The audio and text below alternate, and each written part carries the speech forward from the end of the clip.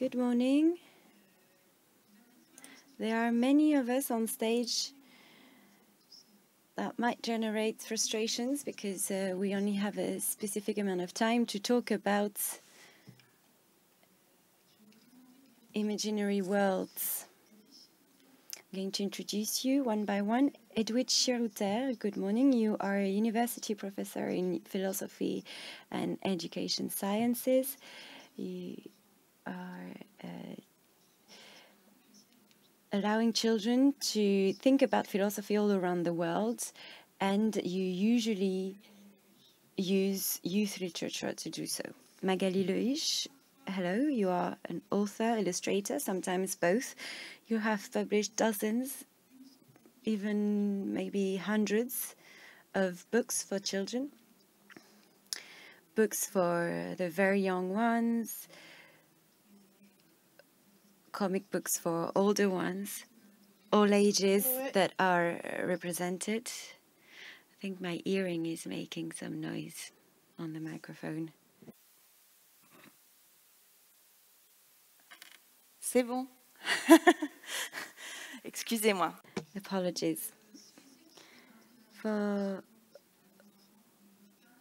the people who interact often with children, they necessarily know Magali Loich's work. You probably have read the series Paco, Jean-Michel Le Caribou, La Tribu qui pue, and her comics adaptations, Verte, Mauve, or Les Petites Reines, a comic book that received a prize recently at the Angoulême Comic Festival. Good morning, Magali Loich. Julia Thévenot, you are passionate about youth literature. Like Magali Loich, you have different roles. You're a publisher and an author, or an author and a publisher. You are a publisher at Sarbacane. You publish novels for teenagers, all children, and you're an author. You've been so for a few years with Bord de Terre, Lettre à toi qui m'aime, and your last book called Mille Pertuis and published at Gallimard in 2023. Vincent Patar Stéphane Aubier, you met at the School of Arts in Saint-Luc in Belgium, and you have different roles as well. You're writing and directing anime films. You have directed together Panic au Village, that was first a short film and then a feature film, the story of three characters, a cowboy, an Indian, and a horse. You have adapted films, you have adapted youth books into films, amongst them Ernest and Célestine or Chien Pourri. You use different techniques from anime to stop motion, and you also use cut paper to make films for a family-based audience. I'm now going to start talking to the authors of the group, Magali Loich, Julia Thévenot, Vincent Patar, and Stéphane Aubier. That's a question for the four of you. You've all written fictions, very different ones, using different media. Nonetheless, they always immerse us in imaginary worlds, and quite often they are talking to a young audience, not necessarily so, but quite often. Do you think about children when you start thinking about your fictions? Yes and no. At the beginning, we weren't paying much attention. We only wanted to create stories that we enjoyed, that made us laugh. But the priority wasn't really to talk to children. And then we thought, okay, if we want to continue creating animes, then we need to think about it. Usually, animes are quite often targeting a young audience, so we need children to understand our world. But I don't think we did it on purpose at the beginning. They're here, out there, somewhere. Yeah, a bit more now. that we've worked with Jean Regnault on the adaptation of Chien Pourri and Ernest and Célestine with Benjamin Renner. I think it's helped us channeling our efforts towards a children's world, imaginary world. The fact that we worked with other people, other worlds that we weren't part in initially. There's an interesting exercise with Panic at the Village, Panic au Village. We started orienting our work more towards children's world. Magali, Julia, do you have children in mind in your work? Yes, I agree. I'm not sure who we have in mind when we start thinking about a story. Of course, we think about the readers. It's funny, I was wondering, I feel like I'm also making stories by wondering if this would have made me laugh at that age. So when I start thinking about a story for teenagers, which is very hard because you can't pass for the old one that wants to make up stories for the younger ones.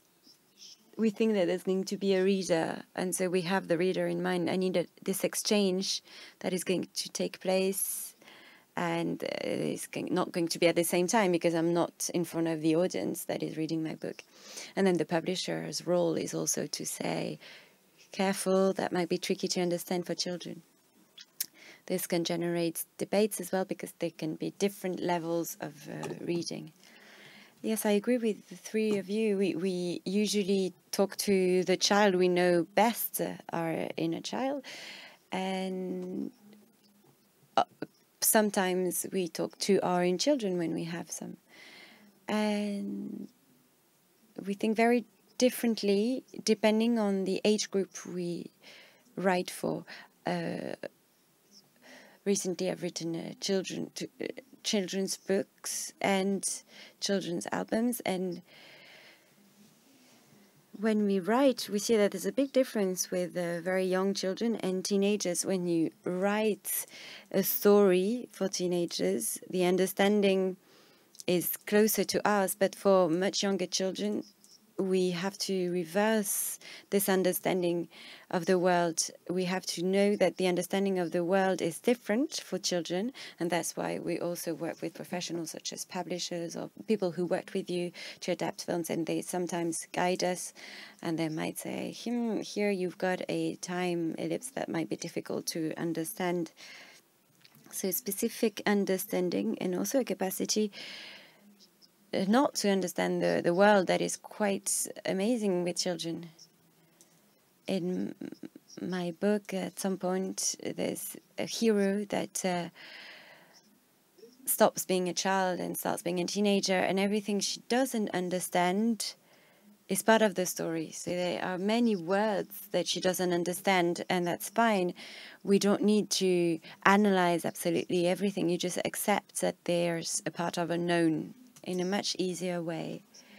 And I think I have the young readers in mind, depending on the age group I talk to. For the people who were here yesterday in one of the round tables,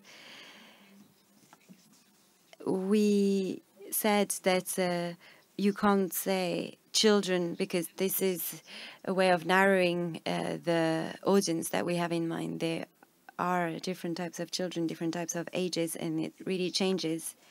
Edwige Hauter, you work with children, organize lots of philosophy workshops, and you use fiction when you are working with them. Could you tell us how this is beneficial to use fiction and even essential for children? It's a great way of taking them in, of having them involved in the story. Once you start saying once upon a time, they are concentrating. It's universal. It's a great trick that you can use to start a philosophy workshop because sometimes it can be a bit daunting. So you start creating a space that is familiar, stories that they're familiar with, and then I could give you more details. But imagination is a great laboratory, and that's why human beings have always been telling each other stories. There's one function, a main one, that's about entertainment. The world is terrible. It's the drama of human condition. So you need this escape to clear your mind and forget about your worries. And then a second function, you use fiction not to forget about reality, but on the contrary, to better understand it. And when we organize philosophy workshop with children, we address this function of literature to better understand things around us on friendship, love. And it's the story that is going to help me understand the world around me better. Fiction helps us better understand reality than reality itself. I feel that that's not just for children, right? Yes, that's for everyone else. I don't really like youth literature. I prefer saying literature that is also for young people, because when you talk about youth literature, you feel like you're adapting those books for a specific age group. But if you talk about literature also for young people, that means that those books are available for children, but also until the end of your life. So the parents, the adults who have been reading stories, they have also really appreciated reading those books, knowing those stories. And so we perceive them, we interpret them at different ages. I can read those stories at 15, at 53 years old, and it can always resonate with who I am and help me grow up at all age. This resonates with what Nathalie Césars has said earlier about circulation. Julia, earlier you used the term inner child, which is interesting. It's a great transition for my next question. You are turning to your inner child, talking to your inner child. How does it work? Not everyone calls it an inner child. Not everyone is aware of it. But for you, it's essential. How is it taking shape in you as a writer? Well, she takes control when I write imaginary stories, that's for sure. And something that resonated in what Nathalie Césars said, the will we have to use stories that are using a sense of wonder. And wonder for me is very precious, and that characterizes my inner child. We tend to lose sight of it in our daily lives, and that might come as a shock when we see how a child is amazed by a supermarket aisle. And this sense of wonder, we lose sight of it as well in stories, the knowledge of stories that we have. For instance, a story about a witch or a galaxy. We know them so well that we're not amazed by them anymore. So a trick that I try to use in my stories is to twist those usual stories, to place this sense of wonder back at the center of a pattern that we know well. In witch story, the last one I told, I wanted to give magic back to this story, and I grew up with Harry Potter, so I'm very familiar with these stories. But after 7 volumes, that's something that's very familiar for a whole generation. So how can we give this magic back some power, some impact? And my idea was to make it bizarre again, to make it a bit scary again, and instead of preparing potions with scorpions or whatever, you use what is bizarre, what is forbidden at home. Witches, they use des capfours, they use toxic products that you have at home to clean your home. Those are products that you're being forbidden to use when you're a child. Bleach, for instance, and for me this is something that can be a bit disturbing. Magali, you are also attached to a part of your childhood, your teenager years. In your comic book, Nowhere Girl, you're talking to older children and adults as well. I'm encouraging you to read it. How did you feel about this exchange with the young Magali? Well, it was a bit specific with this story because I wanted to talk about part of my teenage years, and I wasn't making my story yet. I wasn't making up my character, so I had to think about my souvenirs, the music that I was listening to. Initially, I wanted to talk about the Beatles. I wanted to talk about my love, my endless love for the Beatles, because Magali Lehuche is the biggest world fan of the Beatles. Well, there's a big community though of us. But my first goal was to say, it's quite funny, I'm going to talk about the absurd things that I've done at the time so that they're not forgotten. And I realized that what was interesting, it's quite often the case when we are a teenager, we need to relate to very strong things. You believe that your life depends on it, whether it's for the Beatles or sports or dancing. It's usually things that you're passionate about. And I thought, well, maybe here school phobia can be an issue. The fact that you're going to leave childhood, and that's something I related to.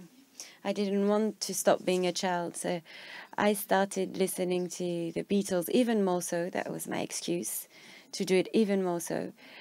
And I tried to remember the feelings that I had at the time. And why did I believe in it? Because I remember even today that I truly believed in the stories and in the worlds the music was part of. And that's still the same today when you read a book saying we're not sleepy. It's an American author, I can't remember his name, who wrote that book, but I in that story, I really felt that it was real, because there was a grandfather who did the same. When he wasn't feeling sleepy, he'd climb up mountains, he'd go on an adventure. And I remember the time when I thought, well, actually, he's just telling his grandchildren stories so that they fall asleep. And then I realized that actually it was a story that someone wrote. But I remember that at the time I really believed in it. So when I write a story, and when I was writing Nowhere Girl, I tried to feel what I felt when I was a child, when I tell the stories, share the stories, so that it resonates with the teenagers who used to be children. I'm not sure I've replied the question. Vincent, Stéphane, maybe you relate to this inner child. You create films, and I'm thinking about a town called Panic, and you use a foundation that takes us back to our childhood. So is that your project, so that people become children again? in a playful way. Maybe we don't do it in a conscious way. I think we all old children. A Town Called Panic is inspired from a film that I made when I was in my last year of the film school, and it was an opportunity to create a stop-motion film, do it fast, and in a week then that's over, that's done, I'm leaving school and I can do something else. And then a few years later, a friend saw it and thought, well, that would be great to make a series out of it with this concept. So that's how it started. And when people were seeing us talk about staging, they think, well, they're two kids playing. Well, I don't think we have to look for the child still in us. It's just that we never stop being kids playing with our toys. And you're talking about this sense of wonder, but I keep being amazed by everything. When I find an old book, just the mere smell of this book, it amazes me, and so when I see my kids now, they're always looking at their screens or their smartphones, that they don't have this anymore. The smell of old books, and so I encourage them to leave their phones and read books. I think it's amazing the experience of reading a book, turning pages. So this sense of wonder is always there. Edwige? Yeah, when I'm listening to, I can feel this intrinsic link between literature and children's books. So yes, this was my PhD, but you call it the sense of wonder, but being surprised at the world. This in Aristotle, the difference between human beings and animals is being surprised because they ask themselves questions, then creating thoughts and reflections and myths and stories, science, philosophy, art, everything. All of this exists because human beings ask themselves questions, and why is this and how does it work? And this is when they're 3-4 years old, this is what they do. And when you're a philosophy teacher, it's my kids who actually persuaded me of doing philosophy with young kids, because the whole world was in my kitchen, right? It was dreaded in my books, but I experienced it with my kids. Why is that? Why is this? And do the first men had a mother? Is God there? Do we have to be nice to everyone, etc., etc.? So there's an intrinsic link between philosophy and children, and I think the institution has forgotten it. We don't do philosophy anymore. I mean, we do it when we're in high school, but then we stop doing it. But there's a link between children and literature. Vincent Jouve worked on reading. He has a very beautiful expression. He says there's an euphoric consentment. And Christian Bobin was saying, every time we open up a book as adults, a part of your childhood comes up again, because you absolutely believe in the stories. You're a pirate, you're a princess, you're an adventurer, and right away this fiction world enables us to live experiences that we'd never live in other than in books. And so this is absolutely beautiful, and this is what we're talking about and what we're celebrating today, isn't it? I like this euphoric consent. Vincent Jouve. There's fiction characters that have a very strong presence in children's thoughts. And what you were saying, Mary, is true, this presence. And some characters even go beyond the mere characters, and they become heroes or divinities. You're talking about Harry Potter, Julia, earlier. But it's true.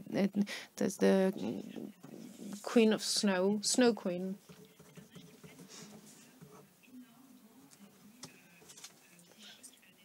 it was Frozen. And this is why I asked my three little guests to talk about their favorite heroes. Pas trop parce que j'ai. Well, I'm not sure because I don't really have a female hero example, but I love Hermione Granger because she's amazingly intelligent. She thinks a lot in Harry Potter. Is she a model for it? No, not really. It's just that I like her. I don't think I have so many heroes, female, male heroes, but if I had to choose one, it would be her. Well, for me, it's Superman because I really like him in the movie.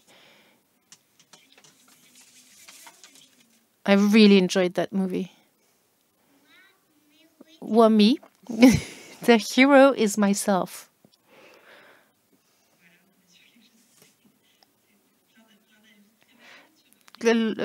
Different opinions here being expressed.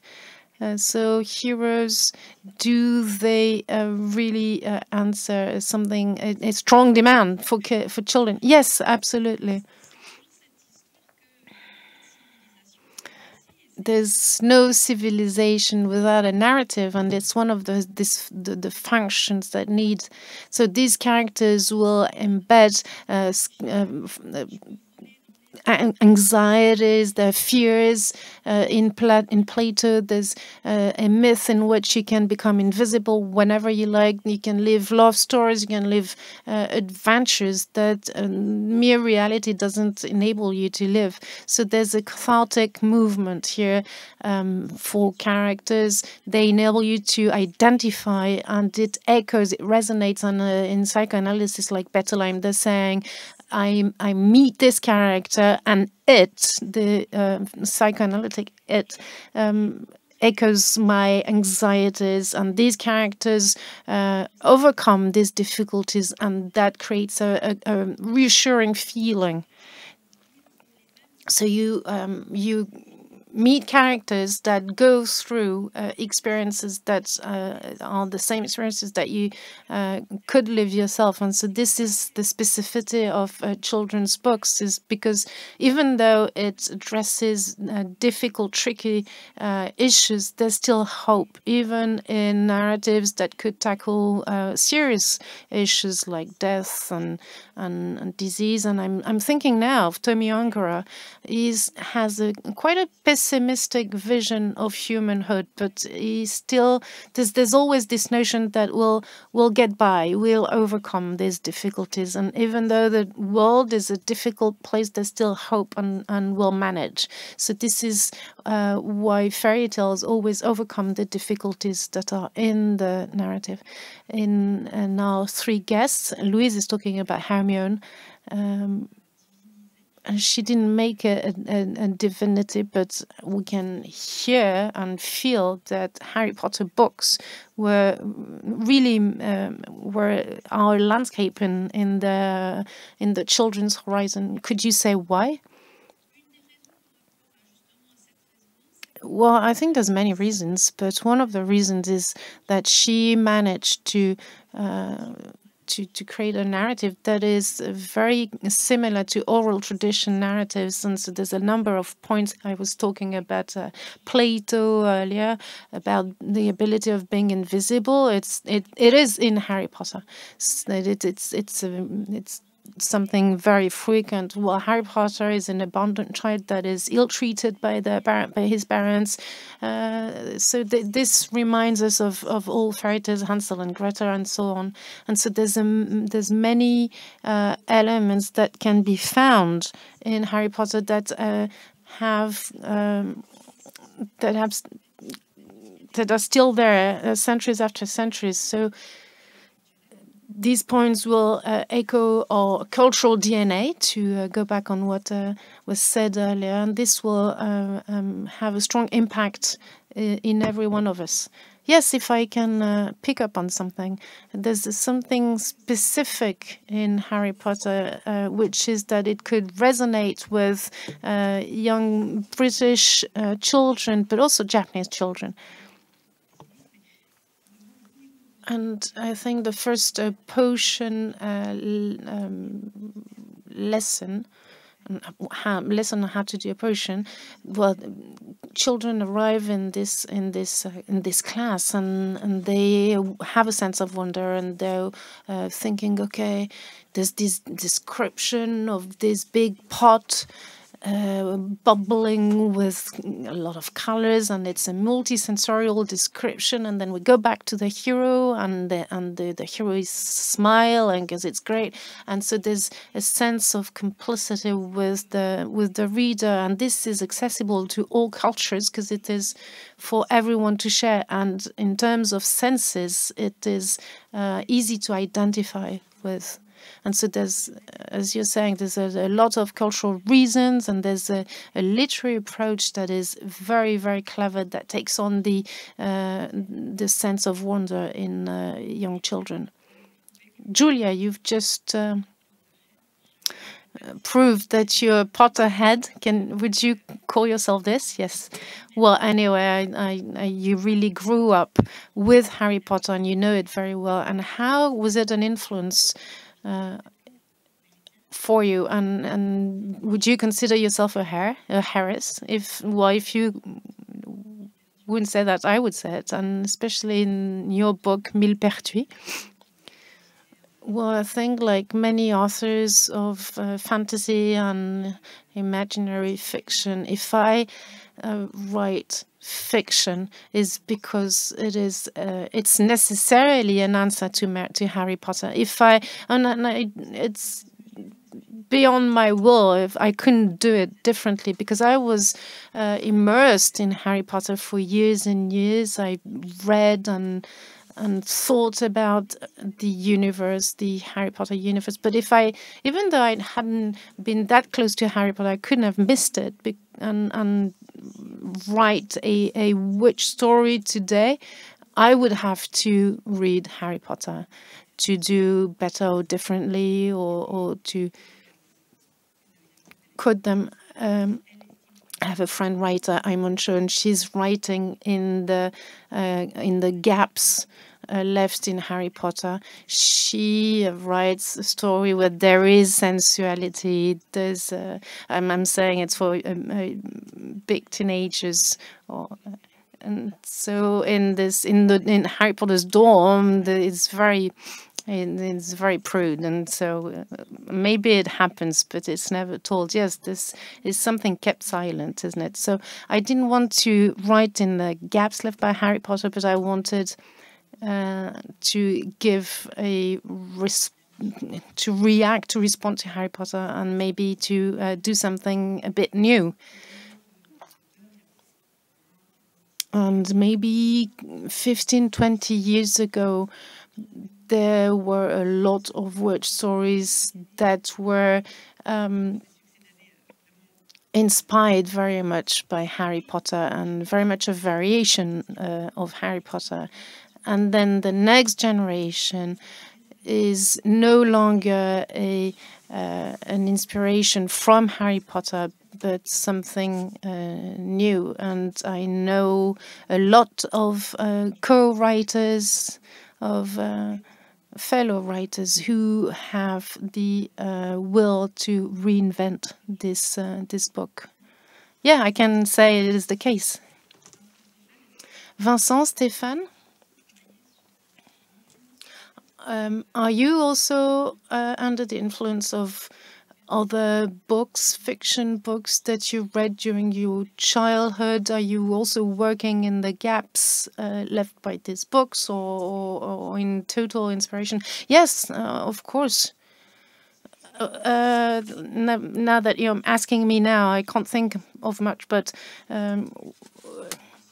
with Vincent Allier, my producer, there's a series for children called Petsy, and we're always big fans of this series. There's a series with animals. The main character is a bear, and there's a penguin, and there's a walrus, and they live in the countryside, and they spend their time building a house, and then it's taken down, and everything is happen. I mean, it's plenty of things keep happening to them, and it's a bit surreal. It's a bit strange, but we like it a lot.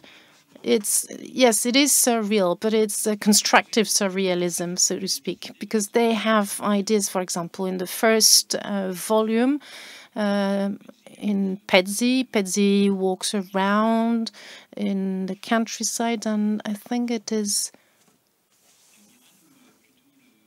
with Amiral, was it? Or with the penguin? Pingo, called Pingo. Pingo, the penguin called Pingo. And they find a wheel, and they're thinking, okay, well, let's build a bike. But they're saying, no, it's to build a boat. And so they gather together with their friends and build a boat, and they go sailing. And then every time they come back, it's just to have the pancakes that their mums made for them. But other than that, they keep discovering the world. They go up north. And then the northern regions is vaguely inspired by the northern regions that we know of, but it's imaginary lands and pieces and landscapes. It's a bit like Jules Verne, but it has this childlike feeling, but I love it, and every time I've kept giving it as a present for birthdays. Okay, so just like I was saying, Petsy is like, we think it's on Earth, but we're not sure it is on Earth. And so they go on traveling, and it's, visually speaking, it's not amazing. It's just the way that it is staged, the way that it is shown, it's fascinating. And as Vincent is saying, there's no violence in this book. They're all kind, but not in a stupid way. Or sometimes they are stupid, but they claim they're stupid. But if it's just as if suddenly you were with people and you felt really, really well with these people, and so you would build a house, and then you. Cultivate your field, and then potatoes would come up the next day. And well, you talk about it very well. And there are problems, but they solve the problems very quickly. Edwige, did you want to react? Well, I don't know, Petsy, but I really want to discover it. I really look forward to reading it. And while listening to you, it's what we were saying earlier, this euphoric consent. It was great to hear you speak about this world, and it felt like we were back in our childhood world. Right, so now we're going to have a look at your film, A Town Called Panic. La voiture est réparée. Déjà? Oh, très bien. Ne bougez pas, monsieur Cheval, j'y vais. Et voilà. Parfait. Allez, j'essaie.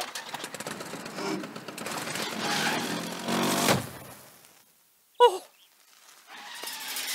Oh. Oh non. Elle marche pas. Oh. Alors, Catastrophe. Regardez-moi ça. qu'est-ce qui vous est arrivé? C'est foutu indien. On ne partira jamais en vacances. On va devoir rester ici toute notre vie. C'est quoi? Bon, rien. C'est Anne qui appelle.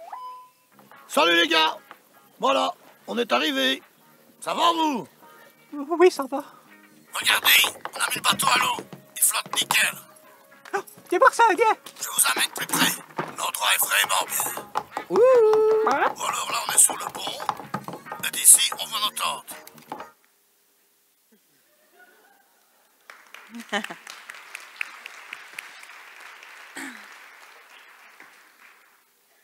Alors, Vincent Patar et Stéphane.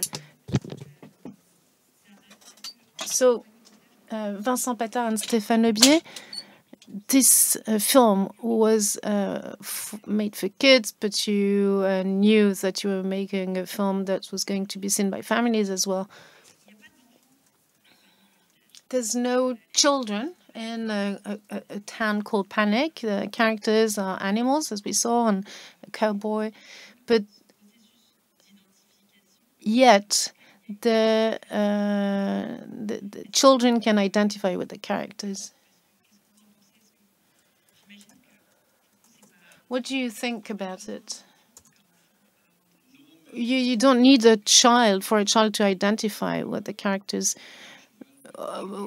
Sure, but when you see the horses, the head of family, and the cowboy and the Indian are the two kids, and that Stephen and Jennings on the farm, I think that the animals are the kids, and Janine is acting as if she was the mom. She cries every time they go to school because she's going to miss them during the day. She's going to miss all the animals during the day because they went to school. So it is the frontiers are a bit blurred. Sometimes we're not too sure who's who, but yeah, I would say there are the parents and the children. Yes, it's interesting. Edwige, this ability to identify. We're talking about Harry Potter, that has had a strong influence for children who grew up when Harry Potter was published. But this identification can happen with a lot of other characters and with animals, for example. There's no need for the characters to be like children. Well, I think it resonates between a fiction piece and a reader. It doesn't have to be through a character. Whether it is a boy or a girl, but rather the issues they're faced with, if they're afraid to grow up, if they have had a heartbreak, if they're afraid of death, if the fiction, if the narrative is embodied and universal, I think the characters go through centuries and they are in unique situations, but they speak about something universal. So this will resonate when the character is going to go through trials that you're faced with. It's like a It's like a love story. There's a number of stories, and you don't know why, and one is going to resonate with you, and this will change your life. And this is why we need a big variety of situations. It's like at school, you know, children are there and teachers are there to give them stories. All the libraries are essential for children to meet a character, because that will change your life.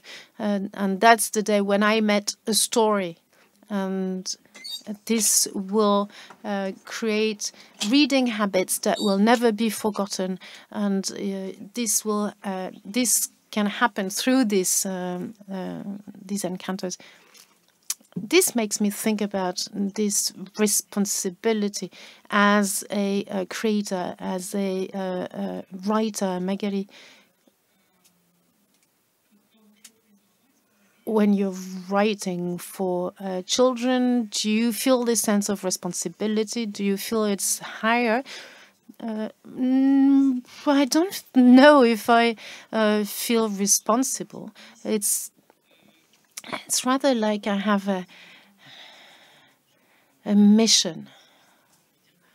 I like to meet children because they want to believe in it. So for them, the story is important. It's the most important thing. They want to play, and if it doesn't work. Well, it doesn't work, and they're very straightforward, and they want to speak about themselves. I really enjoy talking to them, because I like the idea of enabling them to step aside reality, and so I mean, as a kid, I really needed that. I was quite anxious. I was afraid to go to sleep. And so what reassured me was stories, fiction books, and things I saw on television. And I know now I'm doing this. I'm a writer because I need, and I feel like helping kids to get out of reality. Even though my heroes were not that great. I like Tom Tom and Nana, which is a children's book. I love Fanette. She had a bob like me, and I loved her because sometimes she was very tidy and very neat, and sometimes she was very eccentric. And I liked her because she was a bit dirty, and it was okay that it was a bit dirty. And now that I write books, it is my mission. Whether I'm Magali or someone else, they don't care. Children don't care. What they want is for me to tell them a story that will take them somewhere. Mission, is that a word that resonates with you? Yeah, it's a bit strong. It's a bit intense. But we're talking about superheroes, right? Well, mission, I don't know, but talking about responsibility, I have to say that this resonates with me. Also because I have two hats. I am also a publisher, as you said, and of course it's a different position. You can be an eccentric creator, and then when you're a publisher, you have to see things very carefully, and sometimes as a publisher that puts a halt to my creation. But I think responsibility, this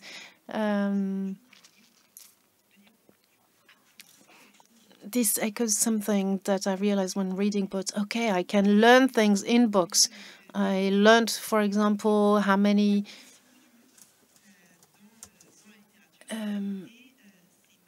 crowns when it was in a golden louis, and I needed these stories to step aside from reality, as you were saying, to escape reality, and I thought it was magic, and it was another take on reality, and I remember this sense of responsibility when I tell stories, imaginary stories, and I'm thinking, okay, on this scene, or in this scene, it's time now to say something true, and this will not interrupt the fictitious process. It's just that it will add something. And here I'm writing a book. It talks about femininity and talk about something quite disgusting. They use their tears, their blood. It's very organic. And because it's a young girl growing, and she's doing magic with menstrual blood. And I talk about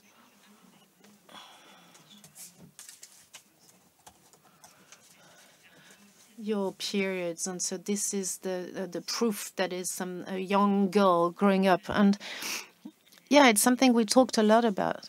You said that a story, a fiction is stronger than something real, but if you say something about a story, then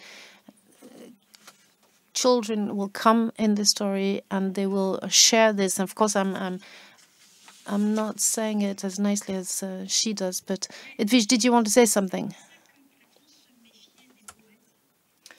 I think this is why Plato was weary of poets. Is that what we do in storytelling? Because it's a tool for manipulation. Plato wanted to get rid of poets, and they were too dangerous. So they were playing the flute, and so he wanted them out of the city. And so it is a tool to manipulate, and it's also a tool that helps us. Well, that that conveys values, and Nathalie was talking about it earlier. Stories have convey a vision of the world, and so what's interesting in children's books is it's that it is also the opportunity to give a vision of the world that conveys values that we want to stand up for when we talk to children.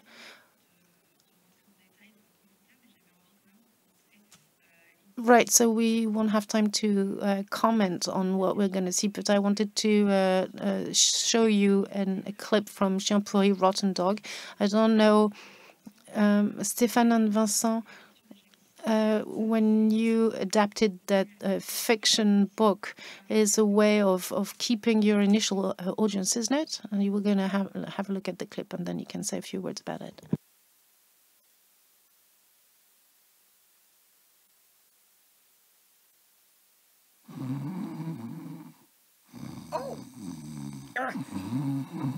Huh? Look, it's the canine dumpster. Hey, did you lose your fleas? Wow, that's the loudest pizza I've ever seen. Neat. He wants to play hide and seek. I love that game. He can't see me. He can't see me. He can't see me. Hello, my name is Flatty Cat. Huh? Flatty Cat? How in the world did you find me? I don't know. I got lucky. Wow, you're good at this. What do you call yourself? What do I call myself? I don't have to call myself, because I'm always here. Okay, yeah. Oh, wow, you stink! How about I call you Stinky Dog? Stinky Dog? So my name would be Stinky Dog? Oh, yeah, I love it. Whoa. Come take cover, Stinky Dog. Coming, Flatty Cat. Oh, your place is nice.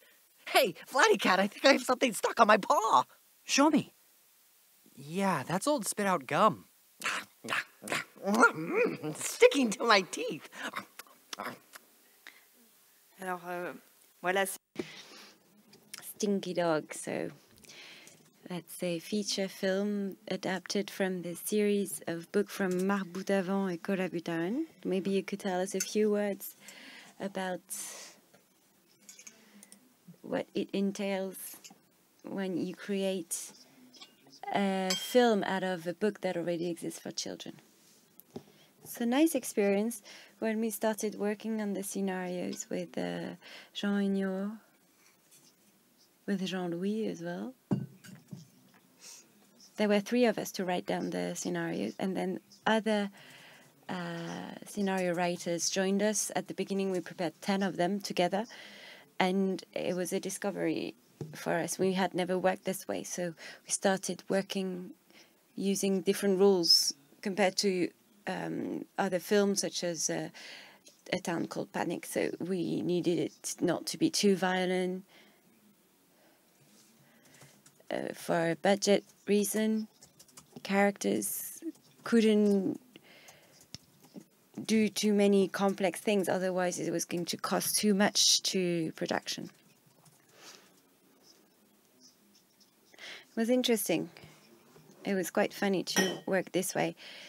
In the series, progressively, other dogs, male, female dogs, started coming to life, became another village being created, which was quite funny.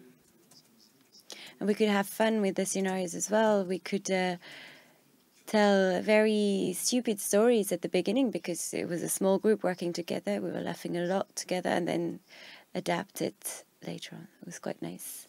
Also, first of all, it was an adaptation of Marc Boutavant's graphic world rather than a text adaptation written by Buttman. He gave us all freedom to do whatever we wanted, so we were more particularly working with Marc, and we wanted to create a flea character on Stinky Dog's hair, has, and we sent a suggestion to Marc. We draw a few sketches that we send to Marc, and then Marc would send us illustrations that would have to be integrated in his world. So it was interesting to see that the writing exercise wasn't just written, but also graphic. And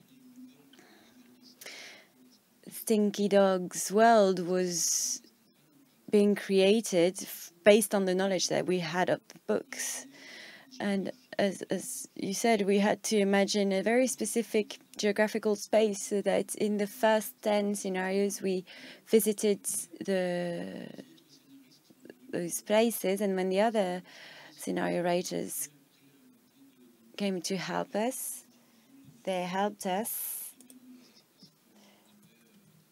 with those same stories and used the same spaces that we had at the time. So that's when it becomes interesting. It's a bit like a board game. There were different authors that participated. 52 episodes, and we write quite slowly. So we have approximately 70 of them. And what's interesting is to create those teams so that we can write together. When we were writing stories, we weren't writing them. We would draw them in our storybooks. So here, we couldn't do that. We didn't have time to do it. So we had to learn how to write. For authors to learn how to write is quite surprising. And it's funny because we discover other things. Writing stories means that you're telling stories differently. You had a constricted space, but you had a lot of freedom in it, in this space. We won't have time to talk more about it because there are probably questions in the audience, so thank you very much. We'll listen to your questions.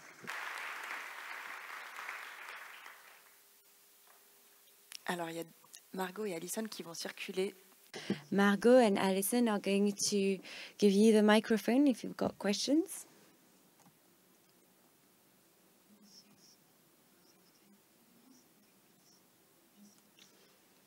Thank you for this rich debate. I think Edwige mentioned Claude Ponty at some point. I started reading Claude Ponty's books to my 2-year-old son. I didn't have them in my childhood, and I was convinced by this imagination, by this abandoned, profuse imagination. And I found out in a podcast that Claude Ponty was a victim of incest in his childhood, which gave me some information about the context in which the stories were written, how a personal tragedy can then allow stories to emerge. Stories like Claude Ponty's stories. Edwige?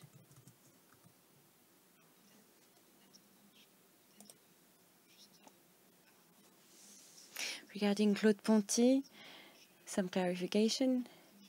I interviewed him in the past, and what I can say is that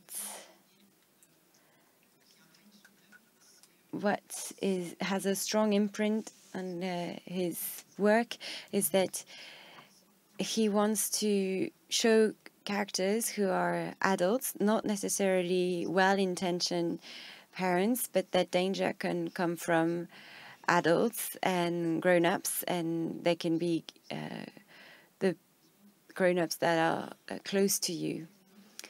He had this need to make children read this, for children to understand that sometimes danger is in your close circle of people.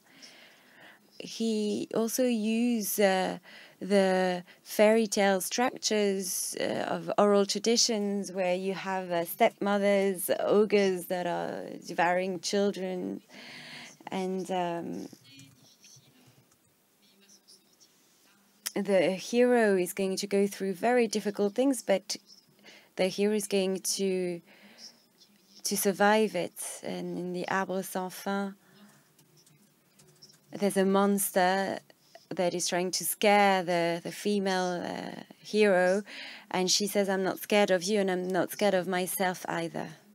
And the monster disappears. So this is using a traditional oral structure where the main character is going to go through atrocious situations, but they will always survive it. I think there are a certain number of fictions that have struck us when we were children. Realized later on in all my stories, most of my stories, the father is not present. There's no father, and the mother is hard to access. And so those are, through the lives of those characters, they're going to overcome challenges. And the story is using a setting that I wasn't aware of when I wrote it, but in the story, there are obstacles that must be overcome. Then I hope that you can be a writer without having experienced horrible things in your childhood. Yes, that's for sure. Magali, do you need to suffer to write? No. I can understand that Claude Ponty wanted to do something out of this story, to shape his story, to do something out of it. Whether it's a horrible story or not as horrible story, why do we want to write, to create something? We also find inspiration in positive and negative things. Another question?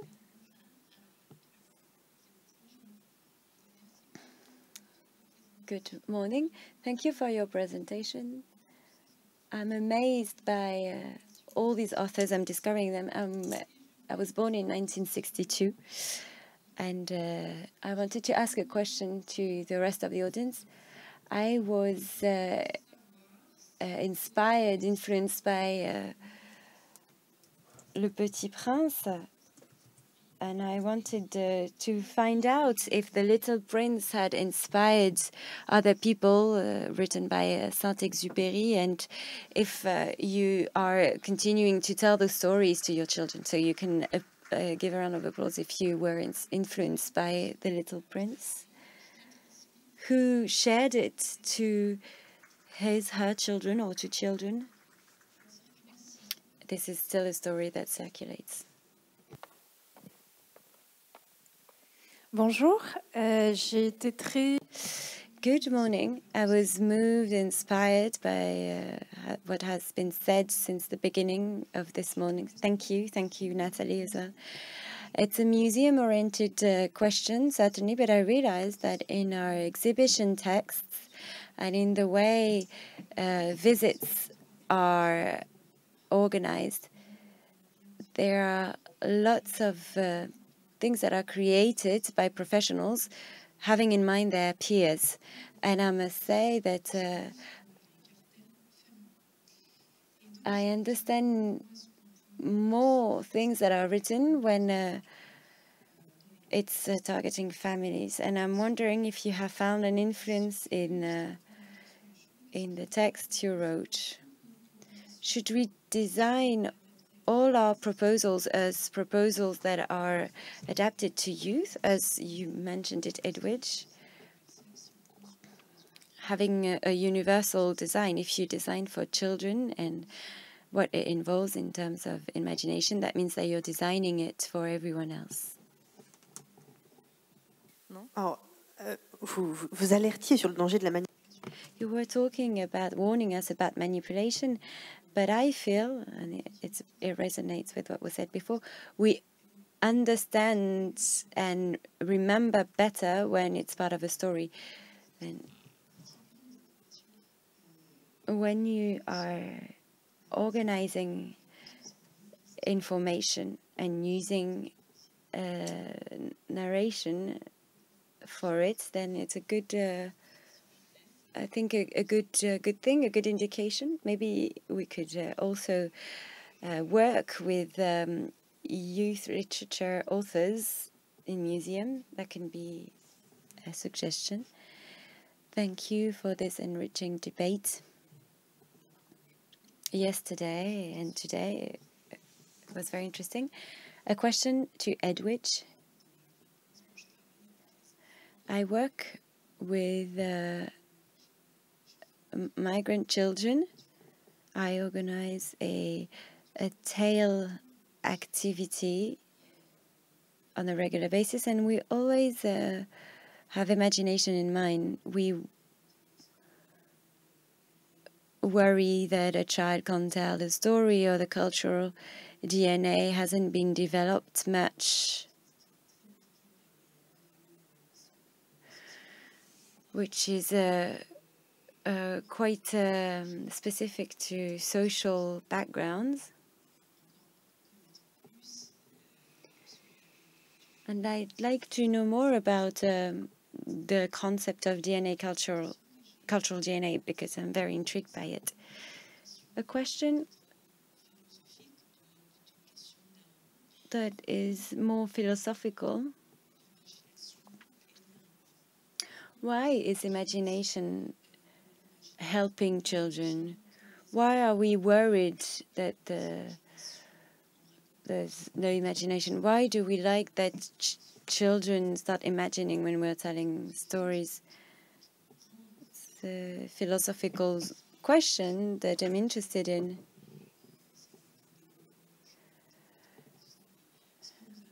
We are going to develop the intellectual field, but do you have an answer to this? We live in a world of reality, so why does it matter to develop children's imagination? Why do we like children to imagine and be amazed? This refers to what we said during the round table. We want them to have ways of stepping out of reality, a source of entertainment from reality. We need to escape in imaginary worlds because it's a way of clearing our heads, forgetting about our concerns. And the other function I mentioned is a way of clarifying reality. Imagination, to me, is like a place where you're going to find refuge, where you're going to meet characters that are going through the same challenges than me, but putting them at an effective distance. Why can't you think better about death and love and happiness at a philosophical level when you use a character rather than yourself? Well, because the character is a way of putting my emotions on the side at a good, effective distance. The philosophical question I'm asking myself is not too far from me, but not too close from me either. If I want to think about love, happiness, how being aware of death can have an impact on my existence, and I can't be too close to the issue, otherwise I can't think about it. So I need to place this emotional distance, neither too close, neither too far, and there's nothing better than literature and fiction. I'm going to think using characters based on what it means to be in love in Cyrano. Does he truly love Roxana? Can we truly talk about love? I'm going to start talking about death using an unreal story where you can be immortal. Could it really be good to be immortal? And then you can start thinking about what death brings to your existence from this fiction. And so that's why I was saying that there's no civilization that are not using stories. When there's a civilization, there's a myth, a story, and that's what makes us all part of the same universe. We need to be entertained and to place our concerns at an emotional distance so that we can better own them and grow from it. And I'm now going to talk as a teacher.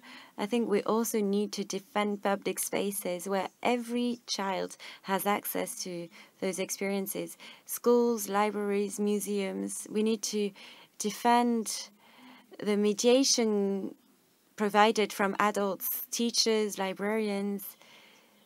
Through their daily mission, they allow everyone to have access to those experiences. Julia, you wanted to add something? Just wanted to echo what you said.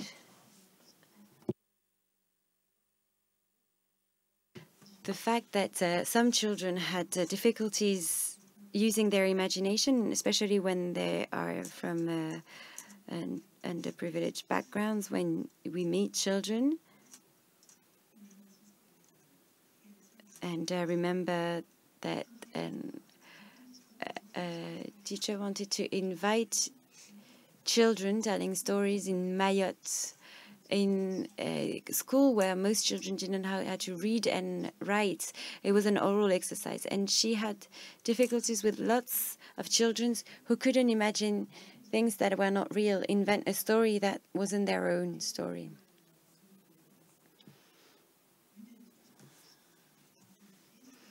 And a trick she used was, what you prefer in life? And a boy said, well, my favorite thing is my T-shirt. And actually it was the only thing that he owned. And so imagination is very reassuring.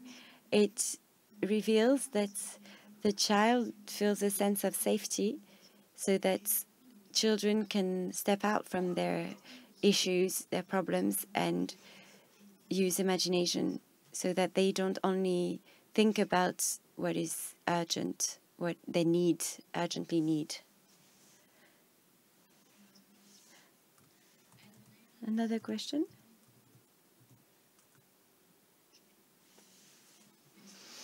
Thank you for what you shared. A question addressed to Vincent and Stéphane more specifically. In your anime film, Town Called Panic, I was quite astonished by the fact that you use games that are played by children when they have some free time, and you're managing to bring them to a sense of wonder, being astonished, time when they create. And I was wondering if, according to you, it's a way of strengthening the euphoric consent of children to fiction, or on the contrary, that it's not, it's more of a challenge, or it has no impact compared to the journey you're taking children on through your film. I'm not sure I've understood the question very well. I was astonished by the fact that you used figures, small figures that are games, tools used by children to play. So it's a bit of a game here. And by using those games, you're creating a story, you're creating a film, and I wanted to know if, for you, this approach, this technique,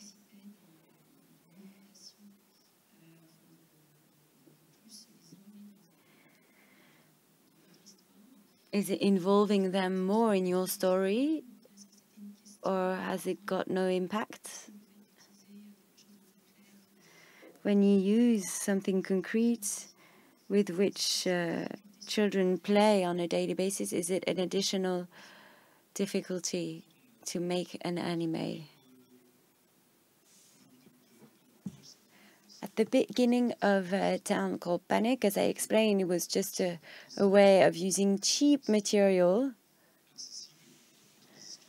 to tell stories, what was the most accessible. At the beginning, there were very short stories. We made an episode, a 5-minute long episode, and then 20-minute long episodes. And the idea was to tell an absurd story in a real world, but it's not exactly real. There are strange things happening, but we wanted to refer to visual jokes like Mr. Bean or others. And then with the feature film, we exaggerated it. We developed our world around those figures, and we transformed it as well. I think that when we start writing stories, we forget that we use figurines. games. They're toys, yes, but that's raw material, and then we forget about it.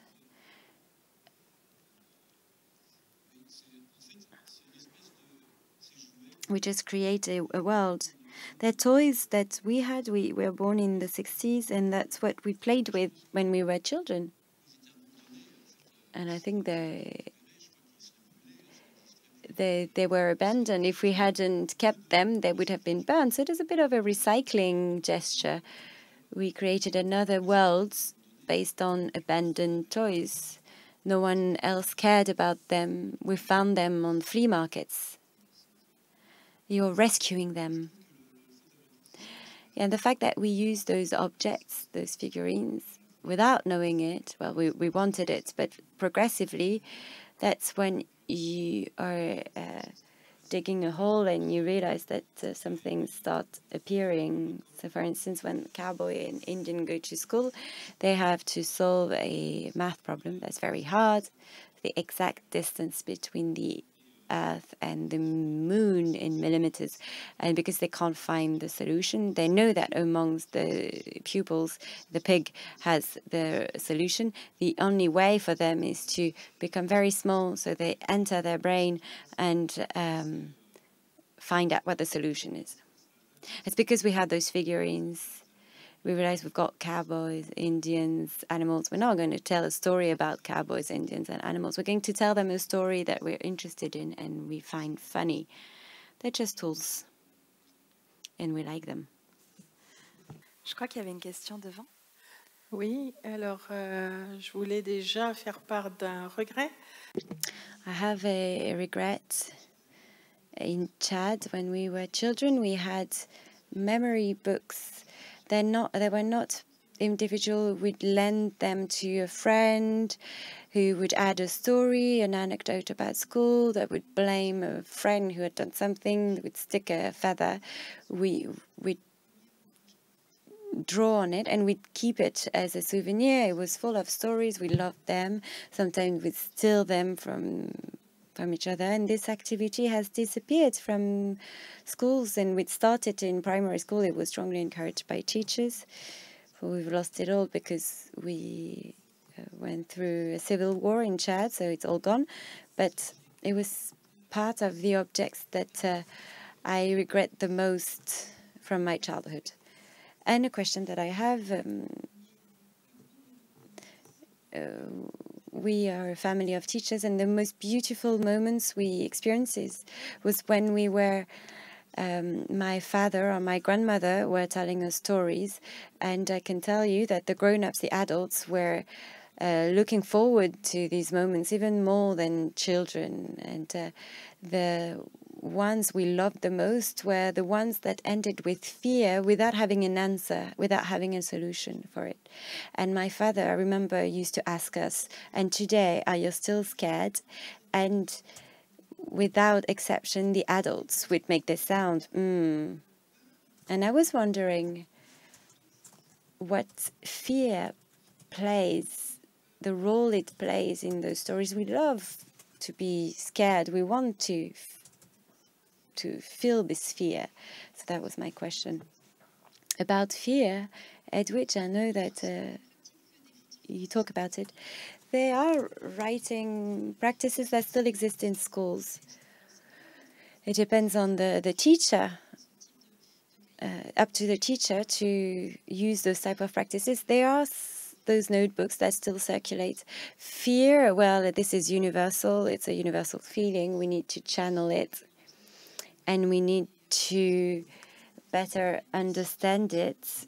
We need to tame it, and we want to domesticate it and be scared, but we want to have some sort of control on it. So it's a way of channeling emotions. They're not very pleasant in real life, but this specific feeling, we're going to be able to tame it and invent situations where we play with it. We play with fear, scaring each other. That's why we love those stories, whether we are children or adults.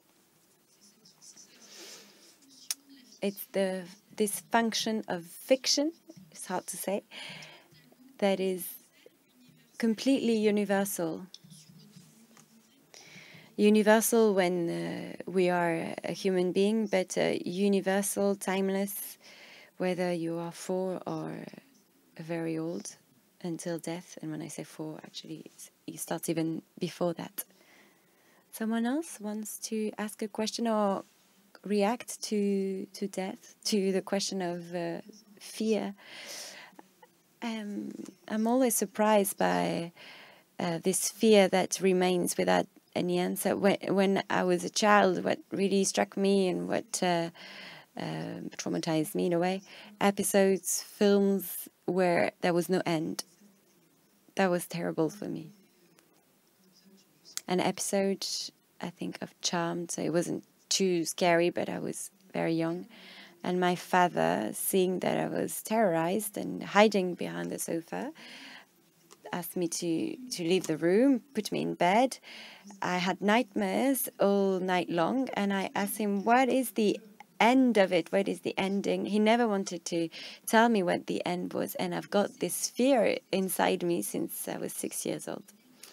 That's the strength of the most famous stories, to give us the freedom to do that, to keep the ending for us, for ourselves, or even change the ending. Sometimes we really didn't want the story to end this way, and we want to think, oh, she's going to come back, actually. So when we take ownership over fiction, we have this freedom. For me, the biggest stories are leaving a lot of room for interpretation. It's giving you freedom, this great laboratory of imagination. That was an expression used by Paul Ricoeur to describe literature. It's the great laboratory of imagination, where you can experiment everything and you can be free, fully free. I think that might be the last words of this roundtable, to conclude on the freedom of the writer, of the reader as well. That's quite fascinating. Thank you very much.